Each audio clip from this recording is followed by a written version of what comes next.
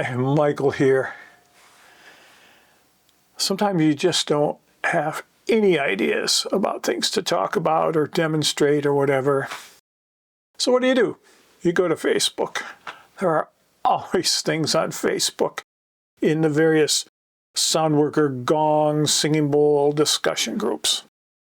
There's always things. So I'd like to talk about something that came up this past week, which I think is an interesting subject, at least to me. And of course, I have my opinions and ideas on it, but I'd like to discuss this. First, let's look at what the original poster posted, and then talk about kind of a sidetrack from their original post.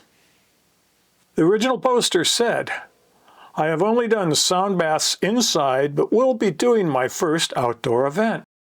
Looking for any advice as do you feel you have to play any different for the sound to carry more outdoor versus inside?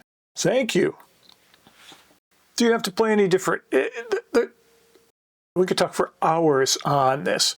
There are so many different circumstances and different types of outdoor playing. Are you playing in the middle of an open field, on a beach, inside a sports stadium? Or do you have a roof? Are you in some sort of a gazebo, a pavilion, or something that's open on the sides all around, but it has a roof overhead?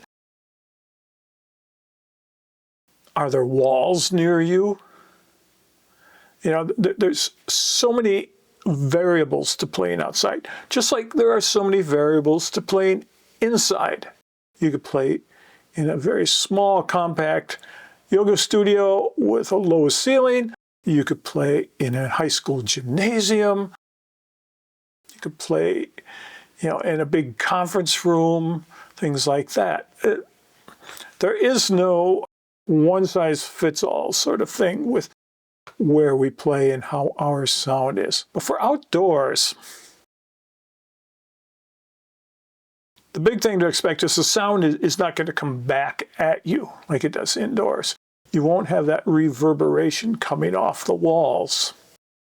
So you play and the sound just kind of goes up and out, and it keeps going, where normally it's like the sound goes out and bing, it bounces back. And oftentimes it'll bounce back and forth within the room. So it's much easier for us to hear because that sound stays there. For outdoors, it just kind of disappears. You just do the best you can. I don't like to use microphones indoors or outdoors. I like to just have people hear the acoustic sound. Although at some events when I've played very big festivals, especially outdoors, they have a sound system and a sound technician and all that. It's like, okay, throw some mics on here so the people, in the back, way, way back, can hear. And that's just what happens. But as far as if you're going to play a one-time outdoor event, don't go out and buy microphones and speakers and all that sort of stuff. It's a waste of money. Don't do that. Unless you plan on performing outside all the time or a lot, don't invest in equipment, sound equipment for that. You'd be better off renting something if you need to, because it can be very expensive. And it's a needless investment for most people. Okay, there was a second part here. It kind of diverted on this question because it was about playing outdoors. I want to read a response from somebody and then my response to them. And this person said, "Some practitioners love outdoor sessions. I do not, so keep my bias in mind. The sound is not contained by walls and a roof, so it dissipates quickly. There are always ambient sounds seeping into the session. Wind, motorcycles, dogs, planes, etc. The most sensible advice I've heard is to have people in a circle around you and close to you. That will alleviate some of the issues. Good luck. Yeah, I mean, that's one of the big things about playing outdoors is ambient sounds from all around you. But the thing is, often when you play indoors, there are ambient sounds from outside that come through the walls. I'll give you a couple examples. One place I used to play in the Chicago area had train tracks right by the studio. And we always had one or two of the Metro trains, the real fast commuter trains, come zooming by during a session. And it was loud and clattery, and it kind of even shook the building a bit. I couldn't do anything about that. So I would tend to kind of just go with it, maybe play along with it or something. You can't do anything about it. Another example is we were just getting to the end of the set and ready for Shavasana, and everybody just really chilling at the end, and I was playing quiet sounds. And there was an apartment upstairs. This is in a downtown yoga studio in a city, and there was an apartment upstairs, and the person upstairs started vacuuming. And of course, you could hear that coming through the ceiling. I just went along with it. I just kind of played sounds with it and all this, and didn't make a big deal. At the end of the session, in the Q&A part, somebody asked, "Did I hear vacuuming?" And it's like, yes, you did. But here's the big thing. If you get ambient sounds, for me, it's like, I know some people freak out. I know it totally bothers people and freaks them out.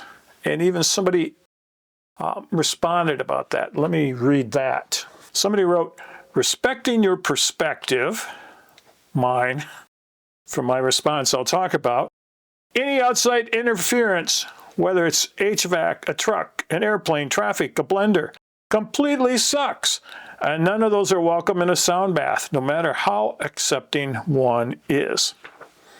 And that's because I responded that you can't do anything about ambient sounds, whether you're outside or inside.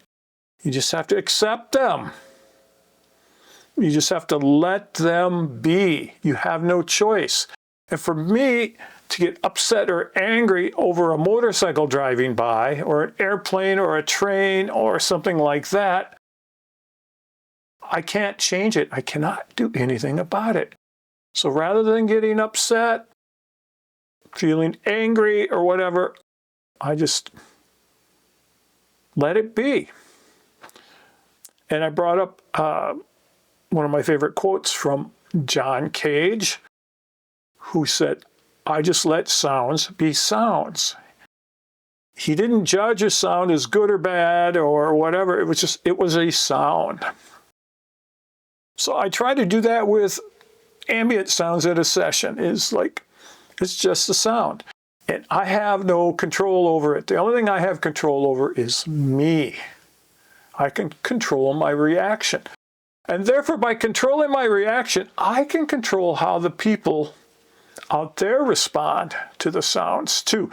If I get all flustered and upset and kind of make a big deal and maybe go, huff and puff and get all upset, that will transfer over to the people who are lying there, and they will feel it, and maybe they will get upset too about it. But if I just go about my business and keep playing my sounds and don't make a big deal out of it, I have found that nobody else makes a big deal out of it. I can't recall any session where afterwards somebody said, "What about that motorcycle in the middle, or that truck? That was terrible. It really got me upset, and it got me out of my chill mood and all this." Nobody has ever said anything like that. So from my experience, my personal experience, if you just let sounds be sounds and you go along with them,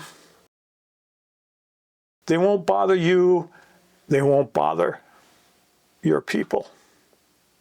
try that the next time something like that happens. Just take some breaths and move through it, okay? That's my experience. So, yeah, I can only speak from my experience. Yours might be different. So let's read another sort of response here.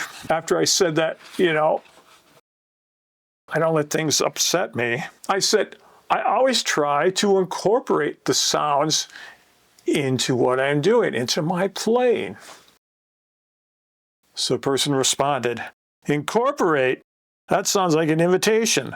The reality is more like I accept the imposition of outside sounds, which is wise considering you have no other recourse. It is what it is.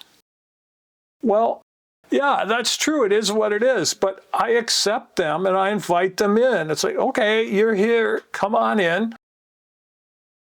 I think that's better than trying to push them away and, again, send out these negative vibes.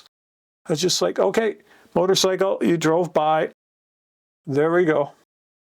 Another place I play at, one of my favorite places, is on a busy corner with a stop sign. So there's always cars and trucks and motorcycles going by, and when they take off, especially a motorcycle, it revs up, and trucks and all that. I can't do anything about it. But again, nobody's ever complained about, all those cars, all that traffic outside. No, because I didn't make a deal of it. So let's look at another part of playing outside. There are some positives. This place I play at, I'll actually be playing there tomorrow outside. It's Woman's Space in Rockford, Illinois. And in the summer, in the spring, summer, and fall, weather permitting, I play outdoors there. And they have a nice covered pavilion. It's got a nice roof. And if it gets real kind of rainy, windy, they do have flaps that they can put down to keep, that rain from coming through. But I play outside there. It's a beautiful place on acres and acres of grounds, and they've got woods. They have a big labyrinth you can walk, which I like to get there early sometimes so I can go walk the labyrinth. They have flower garden. I mean, it's a beautiful place. Playing outdoors there is always a joy because there are all types of birds around there. And the birds will join in. The crows will caw. The cardinals will sing. There's even wild turkeys, and I've seen them walk by. So here's another part of playing outdoors is having the wildlife become a part of your session, having them join in, especially birds. They will often sing along and participate, and that's fun. And then I will kind of play along with the bird song, which is really interesting. Another nice part is the wind in the trees. That can add a real atmosphere to things because I love to work with wind and air sounds. We can hear these wind in the trees, blowing the leaves and all that. That's a nice sound. So there are, some positive things to playing outside as far as ambient sounds. There can be ambient sounds that you might enjoy and invite in, I should say. Otherwise, you can't fight it, so why try to fight it? Why get upset and bent out of shape? You have no control. It's that way in so many situations. It's actually that way in every situation you play in. You can be playing indoors in the summer. Air conditioning will turn on and blow through the vents, and you will hear that. In the winter, the heat will turn on and blow through the vents, and you will hear that. There can be other sounds like plumbing, or there might be something in the building next door. I used to play at this beautiful yoga studio, and there was a restaurant next door, and the kitchen sink happened to be on the adjoining wall with the yoga studio. So they'd be washing dishes and clinking things and banging pans around, and that came through. Another nice place I played at next door was a gym. with weightlifting, and you could hear these people, lifting the weights, and then boom, they, dropped them on the ground and all this. It was kind of crazy, but I have no control over it. So whether you're indoors or outdoors, there's always some sort of ambient sound. And that's what John Cage tried to teach us with his composition, 4 minutes, 33 seconds. If you don't know anything about this composition, what it is, it was originally written for piano, but it can be played by any instrument. The pianist would come up with a stopwatch, sit at the piano, open the lid of the piano, put up his sheet music, click his stopwatch. There were 3 movements, actually, of this, and they were all tacit, which means don't play. So he would sit there for 4 minutes, 33 seconds, click the stopwatch, put the lid back down on the piano keys, take the music, and walk off stage. Now, the first time this was performed, the critics went crazy because they did not understand it. They thought he was just being a prankster and playing a joke and trying to, maybe show how stupid people are or whatever because they're sitting there listening to this. But actually, Cage was very influenced by Oriental philosophy, especially Zen Buddhism. That was a big influence on his later life and his later compositions. And if you know anything about Zen, a Zen Buddhist practice was called Zazen, which is silent meditation, where you sit there and generally face a wall, and it's silent. It's completely silent as you meditate. Well, what Cage was teaching us is as you are sitting there listening to this silent composition, there are ambient background sounds. Maybe again, the air conditioner or the heater kicks on. Car, truck, motorcycle drives by the hall you are in. Somebody coughs. Things like that. Somebody gets up. Somebody shuffles. So what he was teaching us is essentially there is no such thing as silence. Wherever you go, there are always ambient sounds. And as he said, I just let sounds be sounds. And that's all you can do.